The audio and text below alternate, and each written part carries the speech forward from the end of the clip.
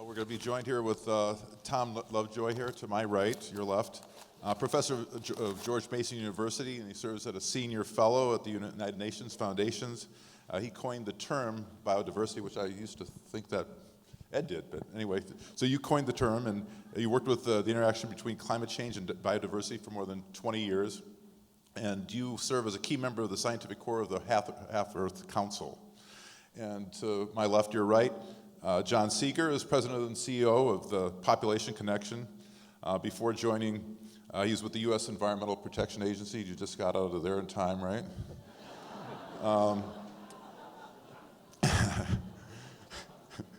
John has published op-eds and articles on population growth in a number of popular magazines like Huffington Post, Global Post, Our Each Reality, and he's a member of the Half-Earth Council as well. John will help address the obvious questions on population control that arises on this. And myself, I'm a filmmaker. I did a film called The Cove and one on the loss of biodiversity. It's called Racing Extinction. Thank you.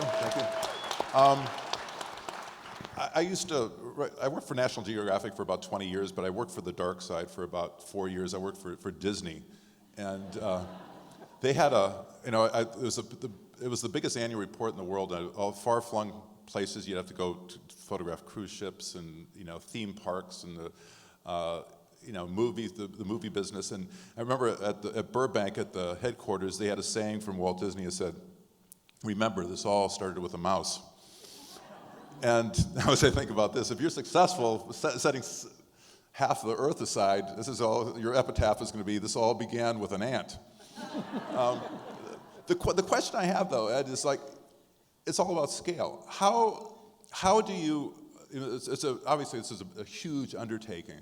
How do you, first of all, create the awareness? I mean, you probably, how many people have read Ed's book here? Quite a few, yeah. I mean, the latest one on Half-Earth. Inspired me. How do you? But there's not too many people read anymore. How do you create the awareness that this is going on, and then more importantly, create the action?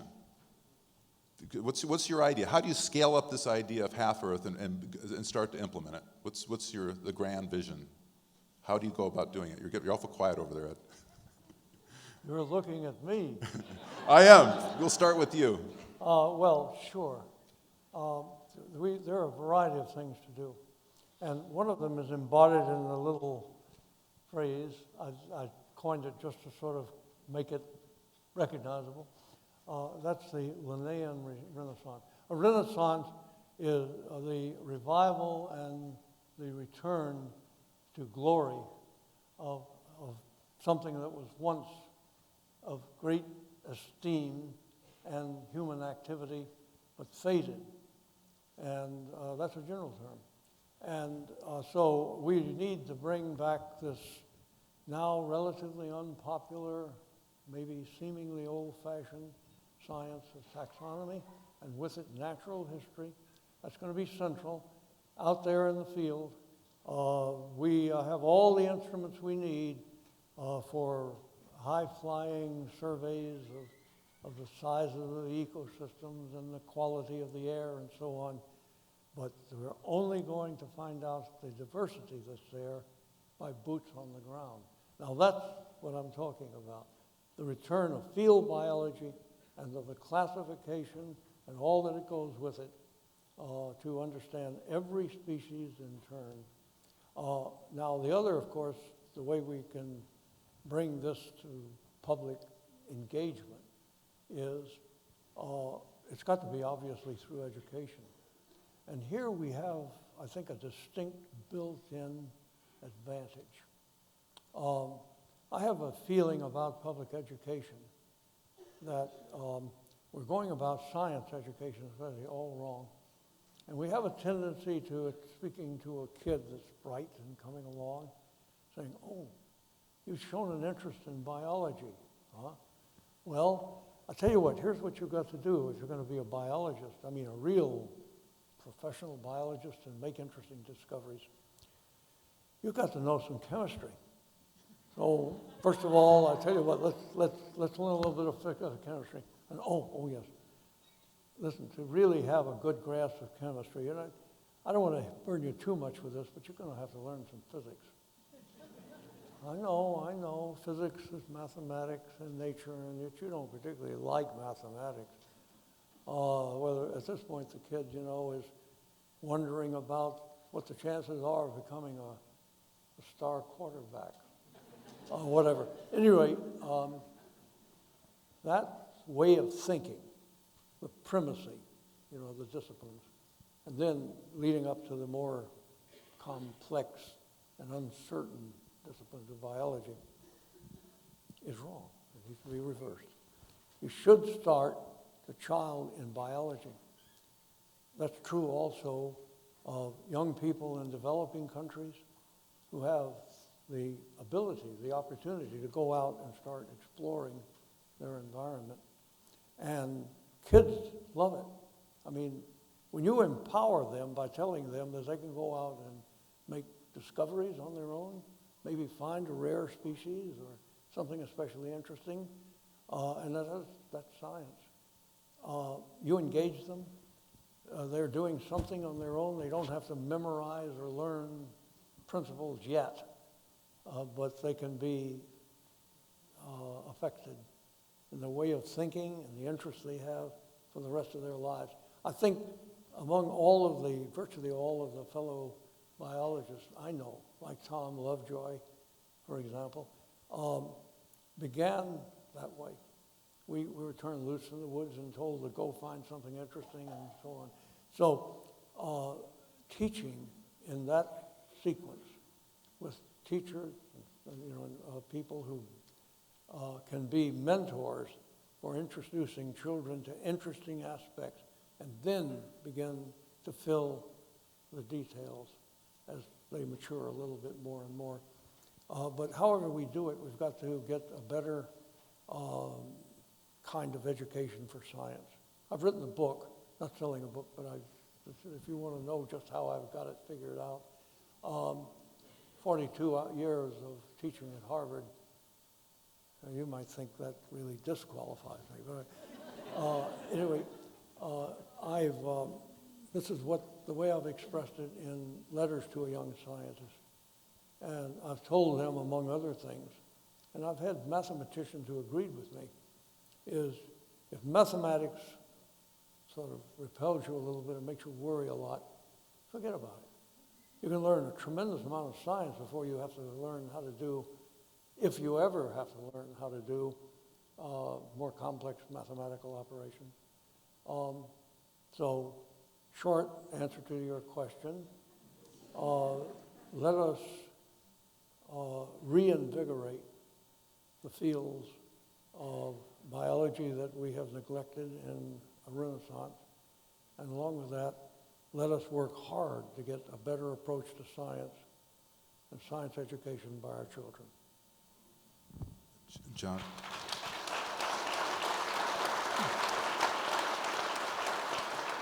We were talking earlier, and you were saying that you've been talking to universities, like several dozen in the last year here.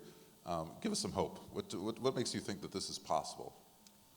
Well, this semester I'll be speaking on 28 college campuses. The amount of energy that I see out there, the interest is beyond anything I've ever seen before.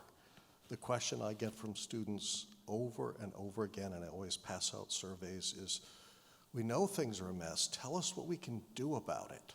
Tell us what we can do about it. And there's a slide that I always use from Dr. King, who wrote eloquently on the challenges of overpopulation. And one of the things he talked about in this particular presentation was the difference between knowledge and awareness. And how do you move from knowing something's wrong to acting on it? I'm just old enough to remember the colored-only bathroom signs here in the South, and the North had its own set of equally pernicious problems. Somehow, Dr. King and many others managed to move us from knowledge to awareness. Some people say economics is a dismal science. I spent a lot of time in a much more dismal science, namely political science, and I don't mean to introduce that nasty subject into such a nice evening, but I will mention that the former Prime Minister of the UK, Harold Macmillan, was once asked what brings about change.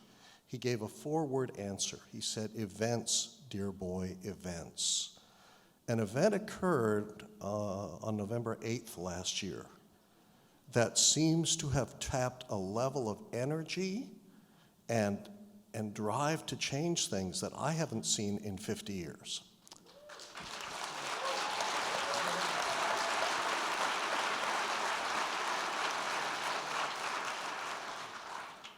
And I'll just close by saying anger is an understandable and human emotion.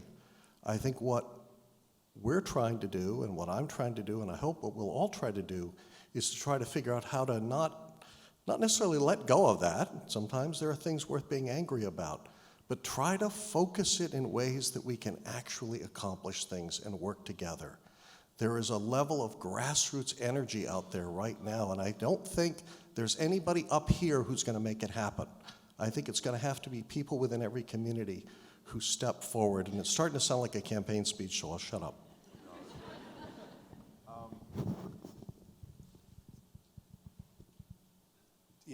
But I want to continue on one thing, though. You were talking about, everybody talks about population. We're at 7.5 billion people right now, soon to be 9 billion people. There's a middle class right now in China that exceeds our middle class here. There's going to be the equivalent of 3 more American middle classes by the mid-century.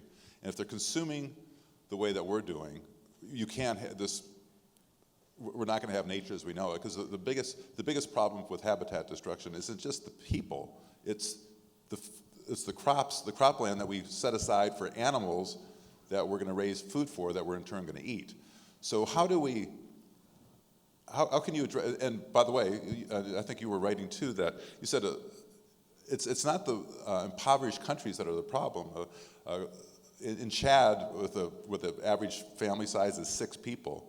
They use about as much energy as an American family does, about 1%, right? So what's the problem with having an overpopulated, besides that it's going to be a crash the resources over there? What's the problem with having? Are we going to be able to scale this up to accommodate 9 billion people by mid-century?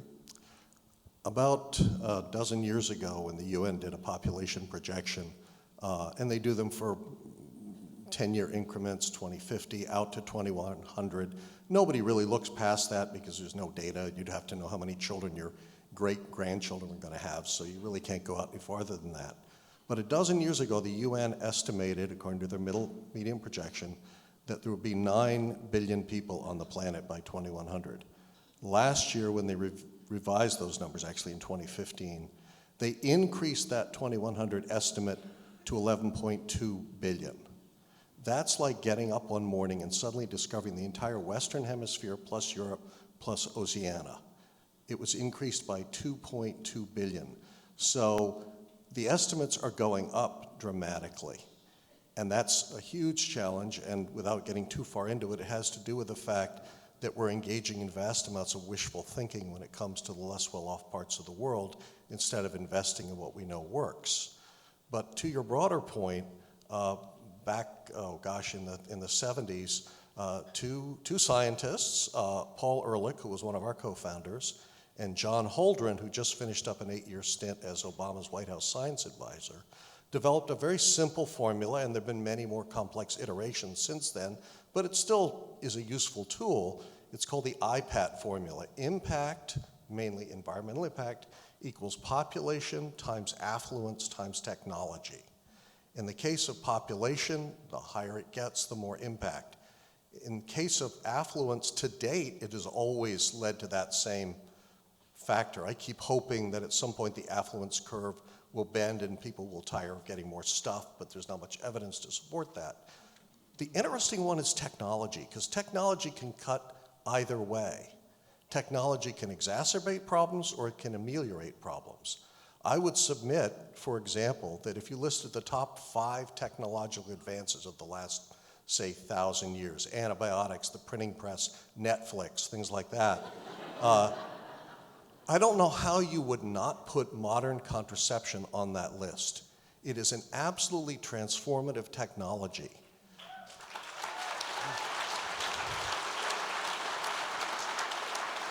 Just a couple of very quick numbers around that. When Dr. Wilson was born, world population was about a quarter of what it is today. You talk about half Earth, we've added 3 Earths worth of population compared to what we had when Dr. Wilson was born. I think you're, what, 23 now, I guess? And that's the bad news. The good news is when I was born, which was right in the middle of the century, 1950, the average woman on Earth had 5 children. Today she has 2.5.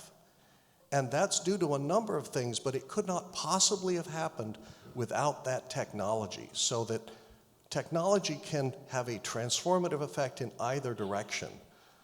The challenge, the final thing I would say on this, is that under the best foreseeable scenario, it's going to take century after century after century to undo the damage, or even begin to undo the damage that we've done over the last 200 years to the natural world.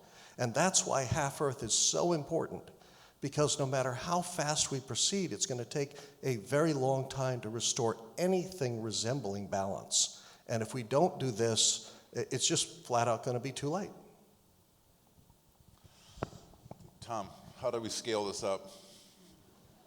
So first of all, before I get to that, just let me just underline the importance of Ed's remarks about science education and how if you start off learning with the magic of living things, you end up with a very different perspective on science and what counts. So I'm all in favor of rearranging things so that you have that interaction with the natural world at the outset. So the really interesting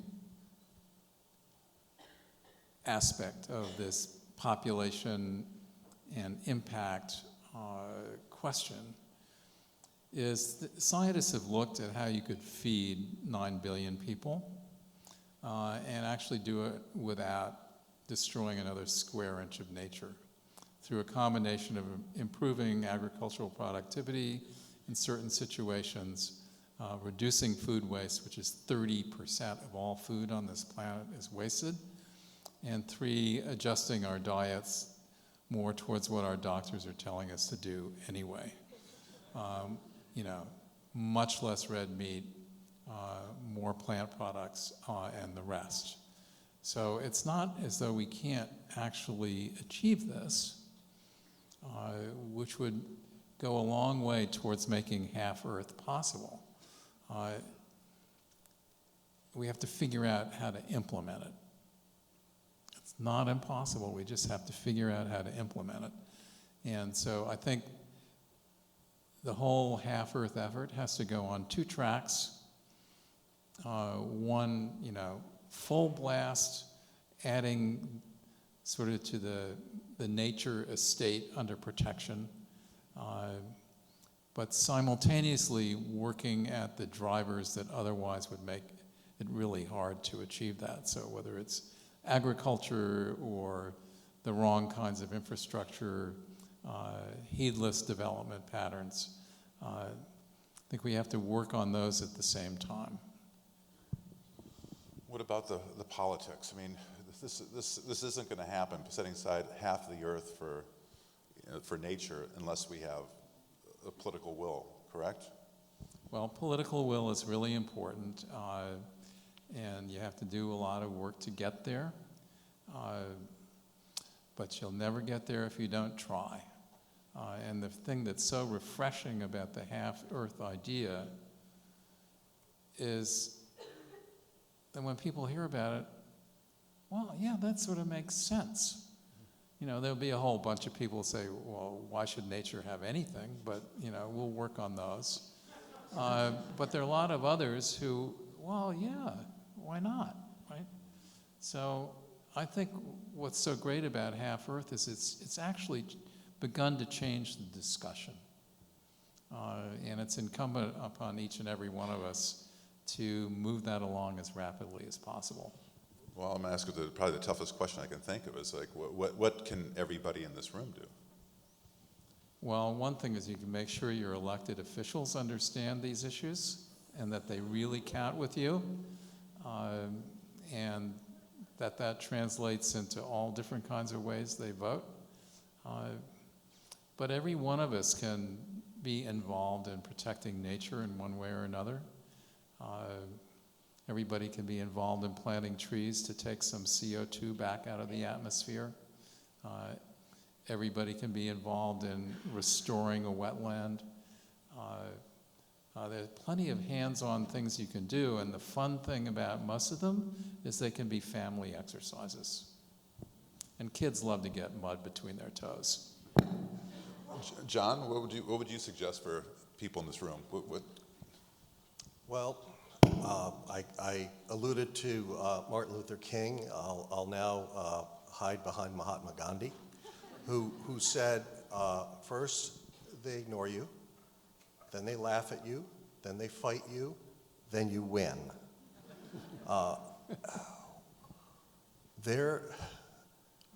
Again, I said this before, but I think it bears repeating. I spend most of my time now traveling all over the country, talking mostly to young people. In 50 years, it's been 50 years since I saw anything approaching this level of energy and drive. And when that happened 50 years ago, what came out of it was the women's movement that transformed this country, the environmental movement that transformed this country, and the civil rights movement that transformed this country. Those things happened in that same range. That level of energy is there right now.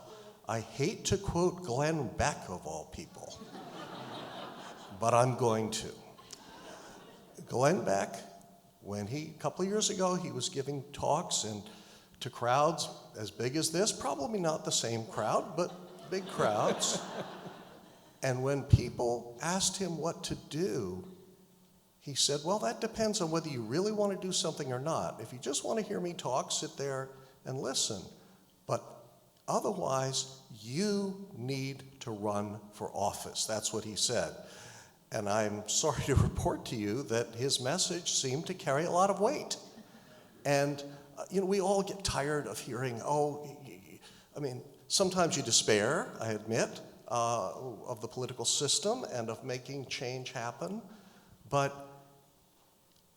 I think we are at a moment, an extraordinary tipping point in this country, and I don't know which way it's going to go. But I know it's going to depend on what people do, whether people can take this anger and even rage that they feel right now and translate it into concrete action. And in terms of what that action is, there's an old saying back from that earlier era, if you don't like the news, go make some of your own.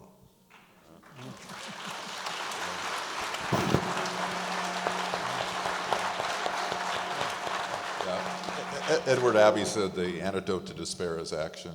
Paula, should we open it up to questions from the audience? Yeah? Yeah, I would love to hear. Do we have microphones? Yeah, I think they're right over here.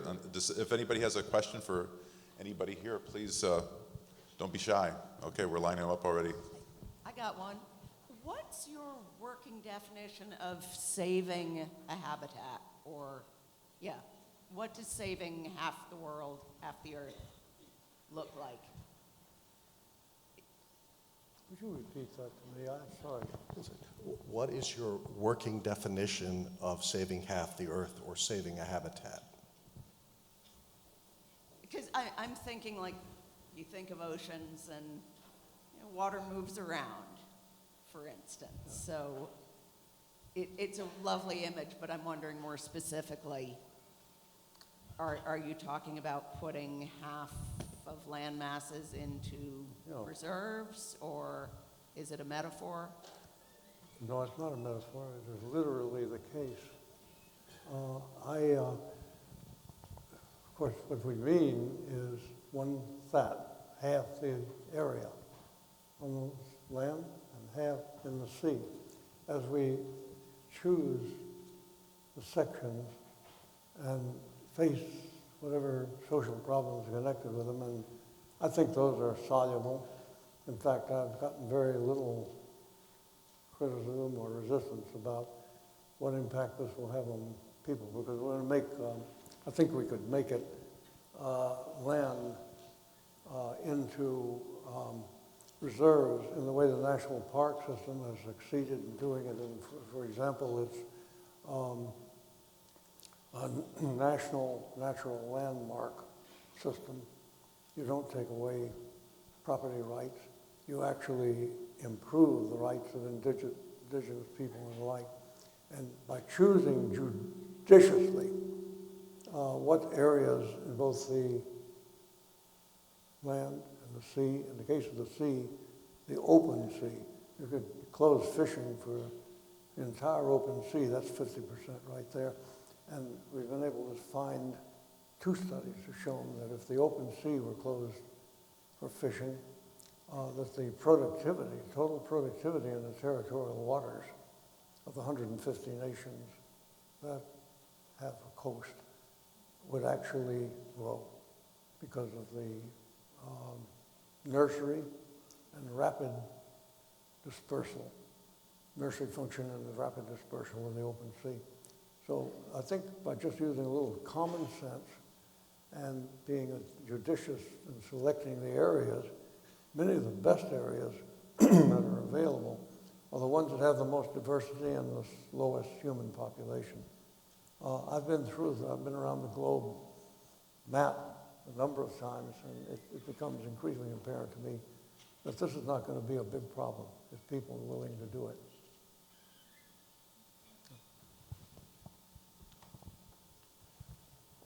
Hi. Oh, is that on? Okay. When you talk about our going home and getting our representatives involved or to buy in, and even other people at home, like I'm thinking about going back home, explaining this to my husband, to friends, to other people that I talk to, and they'll ask very pointed questions, and I'm not a science professional. Does the Half Earth Project have information online? Do you have things that we can look up, statistics that we can give them? We need to be armed with easy to pass on facts that we can give our representatives, even that we can, so we can have intelligent conversations at the dinner table, on Facebook, all of that. So is that information available through the Half Earth Project? I think the answer is yes. Okay. Start with a website. The book is also quite readable. Oh, definitely. Yes, I have done that. Yeah. Of course. If I might just add an example of one of the stories, not in the book, but I think it's an important, interesting one. There's an area in coastal Mexico where the fishing rights are dispersed per family, and the families pass it down. Well, people are smart, and people in that area have entirely voluntarily decided to have one child each. And the reason they do it, nobody's telling them to do it, is because they go, well, we can pass this right along to our son or daughter. And that way, you have a situation where the ecosystem is being preserved, people have a decent livelihood, and they're making the free choice that they want to make to be successful in that. That's a pretty good example of one of the non-monetary, if you will, non-acquisitional ways that you can set aside and preserve resources. So there's another important piece to this, which is restoration. So there is like in Montana, there's a project there called the American Prairie Reserve, which eventually will be 5% of Montana, which happens to be our 4th largest state. And it will be restored back to original condition with wolves and bison and black-footed ferrets and everything else. So it's not just going for the remnant pieces, it's also doing some restoration. And when you do that, you also reduce the amount of climate change that we're going to face, because when things grow, they all are built of carbon and they're taking it back out of the atmosphere. Yeah, first off, let me say thank you to you, Dr. Wilson, because as a microbiologist, I can appreciate those references to the bacteria and the viruses. Seeing that added to the discussion empowers me and makes me happy. Also, I appreciate the referencing of Dr. King and Muhammad Ali in your comments, John. And then finally, with what we just heard about restoration, we have happening just right down the street at the American Tobacco Trail, a good friend of mine, Justin Robinson, who's a forester and a musician of note, is establishing or revisiting, planning a prairie environment that's more like what existed here 5,000 years ago, with species along those lines. But my question is, for a whole week, I will be taking college undergraduates on a week-long excursion into southeastern North Carolina relative to environmental justice, starting this Sunday. We will be visiting Navassa, which is a small black community southwest of Wilmington, surrounded by 4 Superfund sites. We will be going to Lumberton, which was hit by Hurricane Matthew. We will be going into Wilmington and doing some things much like Habitat for Humanity, and to Duplin County to look at the damaging effects and impacts on people living in Duplin County, which has been inundated with hog farms. As I travel and engage in reflection with these undergraduate students, what sort of message can I give them directly from each of you as we reflect on what we're about to do for a whole week, especially as it ties in to Half Earth, especially as it ties into especially challenging places where people of color have been pretty much, as I just said, surrounded by environmental depredation. I just want to have something wonderful to tell them, inspire them, and get them to do more. So if I may jump in on that, environmental justice is an incredibly important issue. And what you'll be showing them is basically environmental injustice that occurs at the moment. But environmental injustice also can occur through time. So to the extent that we run down and degrade the biology of the planet, or we don't, is a huge environmental injustice issue because what it means for future generations. Gloria Feld, who's the former national president of the Planned Parenthood Federation of America, was the keynote speaker at a program we did for hundreds of college students several years ago, as we do every spring. And she talked about traveling to a clinic in Mexico. And she saw a young woman there, not 20 yet, who had, as they say, one in the belly, one in the arms, and one in her hand. And this young woman was, for the first time, visiting a family planning clinic and learning about possibilities. And I'll never forget what Gloria Felt said. She said, "I saw a revolution in her eyes that day. I saw a revolution in her eyes. Things that often seem so commonplace and so obvious." I talk a lot traveling around the country about family planning. You can feel the air go out of the room. It just seems like such a routine thing. But there are things that seem perhaps so small for so many of us. But if we pay attention to them and understand how transformative they can be to people's lives. I worked at EPA, and we worked on some environmental justice programs. One of the things that people in the city of Chester in Philadelphia, just south of Philadelphia, which is a predominantly minority, poor black community, had to deal with was just the fact that it smelled terrible all the time because of the refineries. And one of the challenges that EPA had there was they said, and these were really dedicated people, said, we don't even know how to measure that. We don't know how to do that. But some of the things that many of us take for granted, just being able to walk out the door and have it not smell terrible, or just being able to go to a pharmacy to pick up birth control, are so far beyond the reach of people. And yet these are things that are achievable and that don't necessarily require extraordinary new technological breakthroughs.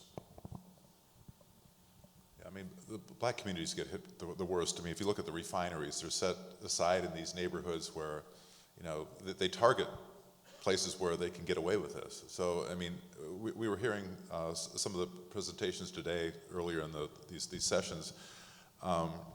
It's about organizing. It's about organizing people in your churches, your communities, however you get together. We have to do what they did in the civil rights movement. You know, we have to take cues from what worked in the past and apply it to the future. And we're going to have to band together, however we can, in our communities and conquer this. I mean, I don't know about the other people in this room, but every day I wake up and I'm just so upset about what's going on with the EPA. I mean, we need a strong EPA. Now is not the time to defend it.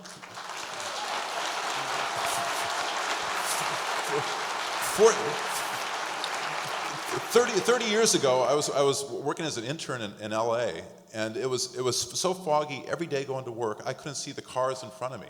And then one day, the Santa Ana winds came through and cleared it out. I could see mountains in my rearview mirror. I thought it was the most surreal experience. I didn't know there was mountains around LA for a month. And I forgot about this until they announced that they were going to be cutting funding back about 20%. I was in Beijing 2 months ago. I never went out all day. It was a sunny day. You couldn't see the sun. And that's what we're looking at. When people start to forget what we came for, we have to fight every single day of our lives for what happened. You know, this Clean Air Act happened a while ago. So did the Civil Rights Act. We have to keep on fighting and fighting and fighting, so the young generation does not forget what we came this far for. I'm convinced that we can stick together. This next election is going to be a completely new life, but we have to. Everybody in this room has to be committed to changing what's going on, because we can't sit still. We can't. Thank you. If I might add Please. one word, we can't click our way to success. It's not going to happen. We've got to look people in the eye. It's going to take face-to-face contact. There's a cognitive scientist named Robin Dunbar in England who's done some very interesting work around primates and found that the size of the group of any primate corresponds to the size of its cerebral cortex, and that the basic human group is about 100 to 200 people. If you think about the example he uses is, if you happen to go into a bar, if that's where you were, and you saw somebody sitting there, how many people would you just go up to and just start talking to without having to go through any kind of introductions? There is this kind of group size for humans that seems to be related to the size of our brains. And I think it's a question of finding that group of yours, and please don't email them. I mean, that's fine, but we don't even collect vast numbers of emails anymore, because who needs more email right now? I mean, it's a way to learn about things, but it's not a way to change the way people think or to give them hope or to inspire them. We can only do that, I think, face to face. And I think that's the key to making the kind of changes we need to make. Well, in defense of clicking, I mean, the thing is, we do a lot of petitions. Where I run this little organization called the Oceanic Preservation Society. We got 165,000 signatures online for UPS. These are just people. UPS was importing shark fins, and sometimes illegally, sometimes illegally. Legally, sometimes illegally. But what we did is 165,000 signatures, we got that company to ban that from, once you have 10 or 20,000 emails or, fire emails coming in, you get the notice of the PR department, human resources, they start to take notice. So I've seen change happen, by people banding together with just clicks. And I know Laura Seidel's son is working on some great apps to get a hold of your signatures, get a hold of your your congressmen, your senators, and reach out to them and pummel them with what's going on. Obviously, pick up the phone's the best thing to do. People, they get scared of that. The politicians don't like to answer the phone. when you start to get, tens of thousands of calls, then you start seeing the change happen. They're cutting the phones. Oh, that's right, in this state. Oh, yes, we have some more questions to get through. Please elaborate on how a plant-based diet would save the planet. Plant-based diets to save the planet. Yes, that's the next film I'm working on. Actually, I'm doing a film that's executive produced by James Cameron. It's about super athletes and nutrition, and all protein comes from plants. We just cut out the middleman, and it's you can save resources an order of magnitude less land if you're actually eating what you normally would be feeding, let's say, a cow.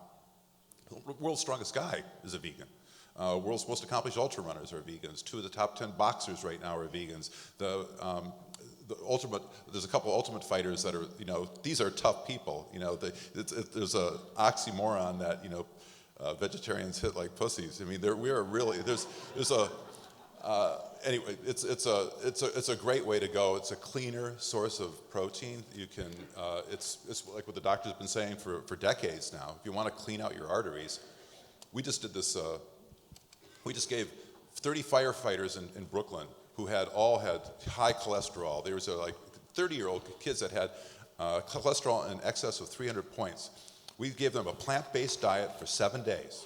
Whole Foods gave us 2 bags of groceries for each one of those firefighters. They came back 7 days later, plant-based diet. Average weight loss was 6 pounds in 7 days. The average cholesterol reading went down 30 points. One kid that was 35 years old had over 300. He had a 106-point drop in 1 week in cholesterol. If you want to save the planet, start changing what you're eating. Put it on your plate 3 times a day. Yes, sir. Thank you.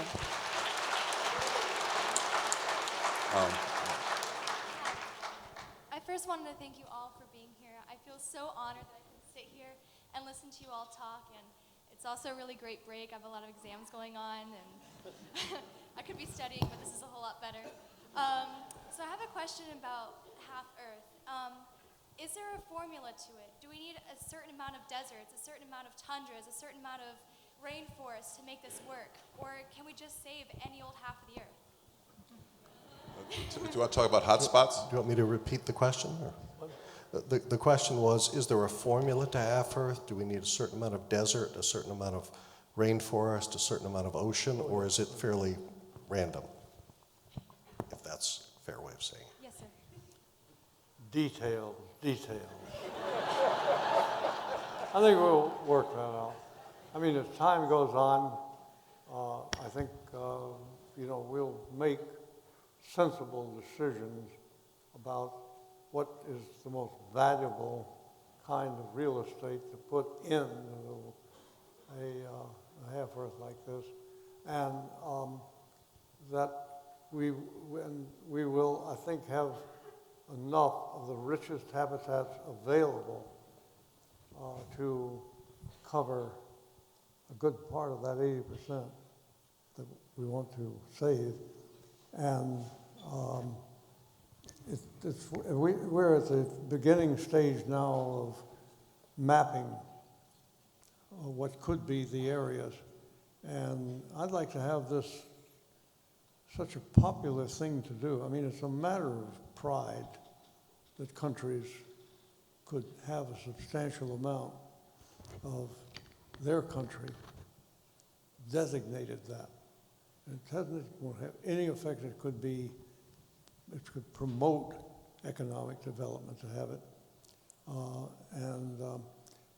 When I gave this, I spoke on this to the United Nations, in a meeting of the environmental leaders during their last meeting of the UN, and I met acclamation from the leaders. And the Minister of Environment of Brazil came up to me and said, we already have 51%. And a large part of that is Amazon forest. So to me, this is, because it's the right thing to do, and it's good for the country, in the long run, to save its resources like this. We'll be able, I think, without an awful lot of friction, if there's sufficient mood to do it, be able to make the sensible kinds of decisions about what parts of the land. I won't be comfortable with making all of Antarctica a part of the reserve, you know. It only has nematodes and bacteria. So one of the really remarkable things you just referred to, Ed, is what has happened in protecting the Amazon. And I've had 51 years of going back and forth to the Amazon, and when I first went, there was one highway in the entire Amazon, right? An area as big as the 48 states, and there was only one national park in Venezuela. And today, the Amazon, which is made up of 8 countries, and French Guiana is now slightly in excess of 50% under protection. So that's pretty astounding.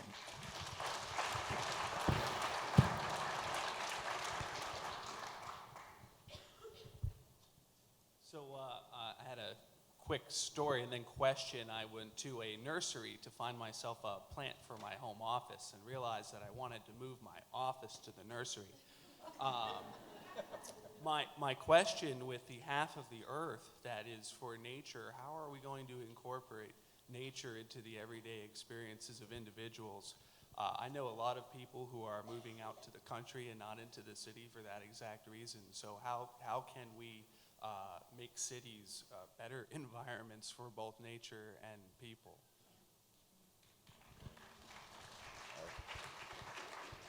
I mean, I don't know. I'm a big fan of getting rid of cars. You go to Europe and people start talking to each other when you have these big promenades. You know, in Colorado, in Boulder, where I used to be from, they set aside a couple streets and people can just walk, and that makes a big difference because it just changes the way when you're using your feet to get around instead of a car. That's huge. Or with bikes when you can do it in the weather. I mean, it's a huge way to go. Guys? We're within a few years of having truly cost-effective vehicular battery storage that'll work for everybody. And we seem to be moving in the direction of autonomous self-driving vehicles. That's either going to make things a lot better in cities or it's going to make things worse, depending on which way it happens. If those cars are privately owned, then believe it or not, people are going to sit in their car, have it drive them to work, and then to save on the parking fee, they'll just send their car home. On the other hand, if you have autonomous self-driving fleet vehicles, according to researchers at Stanford, we can go from 3%, 2 to 3% current automotive utilization up to 50%. Not more driving, more efficient use of vehicles for commuting purposes and then in between for delivery. What that would mean, for example, is that you would virtually eliminate the need for any on-street parking in cities. Imagine how that would change cities if you didn't need any of that. And imagine if you had dedicated bike lanes in every single city. There are all kinds of opportunities that are right on the horizon, and that's just one of them. Over here. As a follow-up to the young lady before me's question about what half of the earth do you save, how will climate change enter into those decisions? Do you, for instance, save 1,000 acres of marsh in Terrell or Hyde County in North Carolina, which will be on the water in 50 years? Do you save 1,000 acres of a boreal forest in Mitchell County in North Carolina, and that ecosystem is collapsing now and will collapse no matter what we do? We are entering a profound time of climate instability that just sea level rise will change the geology of the North Carolina coast. If the ice disappears again, the coastline will be where the fall line is, and that's about where I-95 is. So this is a time of profound change, which human history we've never seen before in human history. How does that enter into these kinds of decisions about what you save and how you go about saving it? So I think I probably should take that on. So I've been working on the interaction of climate change and biodiversity for 30 years, just finishing up a third book on it, which will have a foreword by the distinguished Professor Wilson. And there's no question you can already see the fingerprints of climate change on nature all over the world. The issue really is how much climate change we will allow to happen and what that might mean. And one of the great things that came out of the Paris meeting was, instead of talking mindlessly about a 2-degree target, they began to talk about less than 2 degrees or 1.5 degrees, which has been a concern of mine for some time. Now, if you look at the numbers at the moment of emissions and all the rest of it and all the projections, it sort of looks hopeless. But we're in a process of change, so those trajectories can bend over time. But imagine if there was a way that we could take maybe even 0.5 degree of potential climate change back out of the atmosphere before it actually happened. And as it turns out, there's a significant amount of excess CO2 in the atmosphere that's there from centuries of destruction and degradation of ecosystems. And if we were to, really get at restoration at scale, we could probably take 0.4 to 0.5 degrees of potential climate change out of the system before the radiant heat is trapped. That would add a lot to Half for Nature, just through the restoration. It would limit the amount of climate impact. And it would, I think, transform everybody's understanding of how the planet works, that it actually works as a linked physical and biological system, that it is a living planet, and it makes all sense in the world to treat it that way. So I think if we can sort of take on climate change and what ecosystem restoration could mean, it could be really very reinforcing of what we're trying to do here with Half Earth. Hi, so this is the first time I've been brave enough to get up and ask a question at one of these. So my question is based on 2 assumptions. More people at the proverbial table means more ideas, and children are inspired by people that look like them. So I've been to a lot of these, and this might sound blunt, but the keynote speakers are always white men.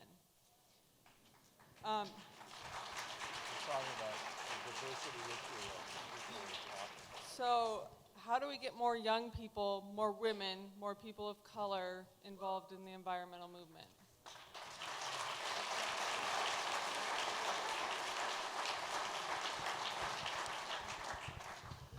Population Connection is one of 36 national environmental organizations that form a loose group called the Green Group. It includes most of the organizations that people are familiar with.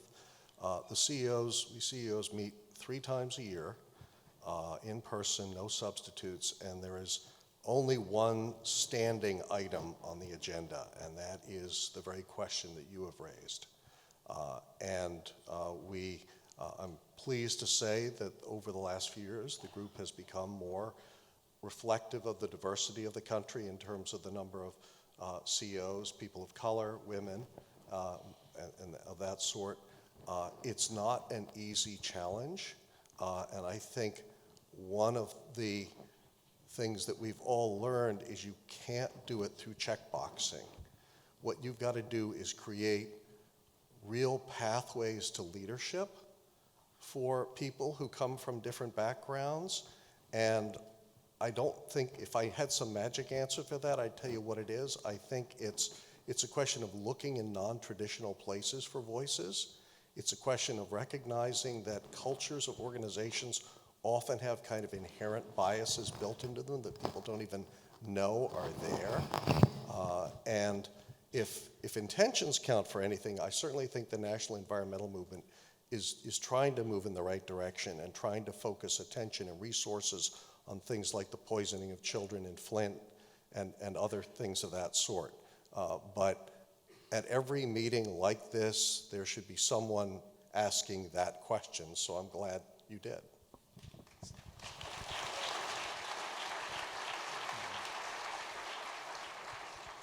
So it's an incredibly important point, and I couldn't agree with you more. I'm happy to report that the course I teach at George Mason, a university that has 120 countries represented in the student body, that is an incredibly diverse group of students, and 80% of them are women. And as I like to say, they don't call her Mother Nature for nothing.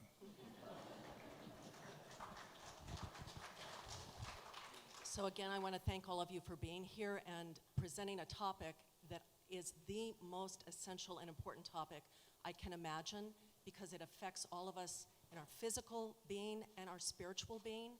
And when people frame the issue or the story that it's man versus nature, that is totally erroneous. We are nature. We are a part of nature, and we need all of these species in order for us to thrive. So I'm looking at this as an environmental educator. I've taught children for about 30 years in outdoor settings, but also in classrooms, and I am feeling so much urgency about this that I am encouraging you folks to please take it outside of the classroom. You seem to really understand how to do it in the classroom, but I think that this should be the most inclusive movement that we can have. Nobody's exempt. You're not too old for this. You're just the right color for it. We need everybody to be involved in this, and so I'm thinking about this as a sort of an environmental or ecological literacy that needs to happen. And it needs to be sexy and fun. This is what motivates people. So I'm thinking about using technology and social media as a way to contact as many people as possible and spread these memes and getting people thinking differently. The other thing that I wanted to say is, I know we're talking about the terrestrial part of the globe, but let's not forget the oceans. And something that I've learned recently is that phytoplankton are fantastic natural mechanisms for carbon sequestration.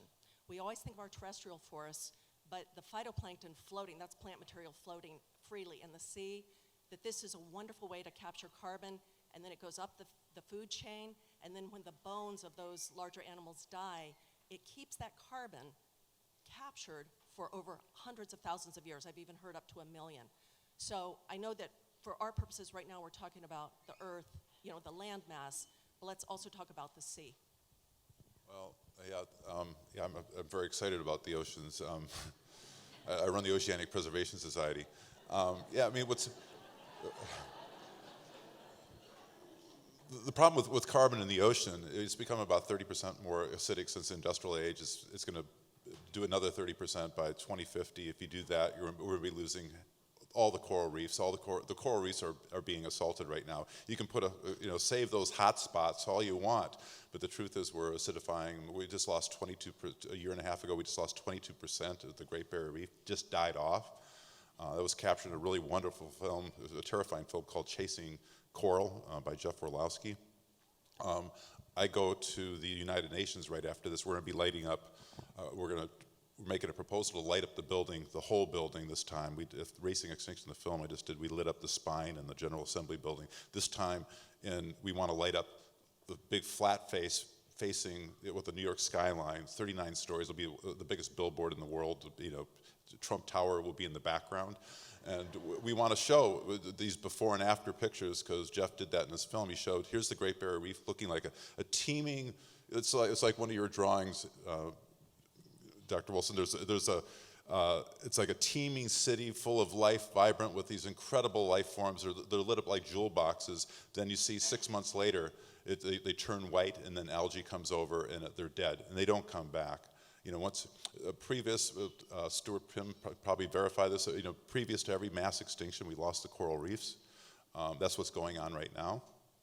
I don't think there's any issue bigger in the world. My friends in paleontology say that when we look back at the Industrial Revolution into the 21st century, World War II, in comparison to us losing biodiversity, will be a footnote in history. So this is our time. The people in this room, this generation is the only generation that can really fix this problem. There's no other people that we can look to. Yeah, we're gonna have to hand it off to our kids, but we're the ones that are gonna really set it off. If we don't turn this around in our generation, it's not going to happen. And that, to me, is not despair, it's empowerment, because that means there's nobody else but us. Thank you.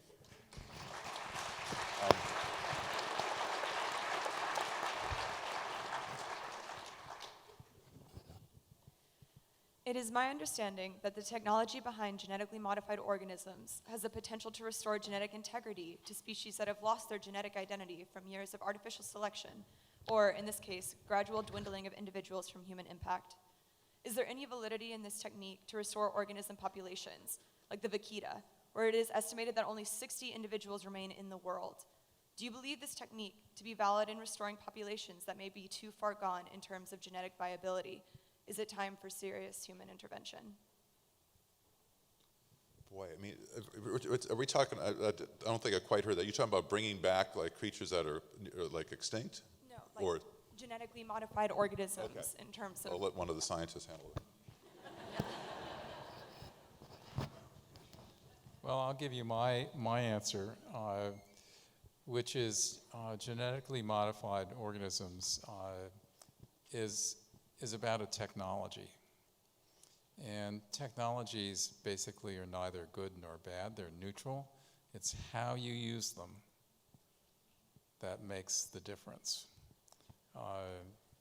And in the case of genetically modified organisms, if we were able to design mosquitoes in Hawaii that would eliminate the bird malaria and take the pressure off the native Hawaiian honey creepers, I think I'd probably vote for that. But I think in this case, it's the kind of thing, it's so new, you just have to be really careful. I think we have time for one question, then just from the side, sorry. Doctors Wilson and Lovejoy, you speak to the importance of exploration in helping young people to both learn and care about science. Do you have any thoughts on the role of citizen science in making the kind of research and awareness possible that would make Half-Earth effective? I think the question had to do with the role of physical science. No, citizen science. Citizen science. I couldn't hear it either, so thank you. I was trying to figure out what the question was, but the role of citizen science in encouraging exploration and putting children closer in touch with the natural world. Is that close? Yeah, that's pretty close. Thank you. Sure. I'm glad you brought up citizen science, because this is the domain in which contribution from citizen science is real. People who go out into an area and participate in biodiversity surveys, and it's a very interesting thing to do, to see how many species of butterflies you find, or looking for a rare species that is known there, or just collecting and photographing organisms that you find, is an integral part, can be an integral part to making the studies that we have to make at the first line of investigation of the distribution of organisms and species. And so that's very good science. And to have families doing it with the one field in which the kids can beat the adults is healthy in every conceivable way. All right, I think that's it.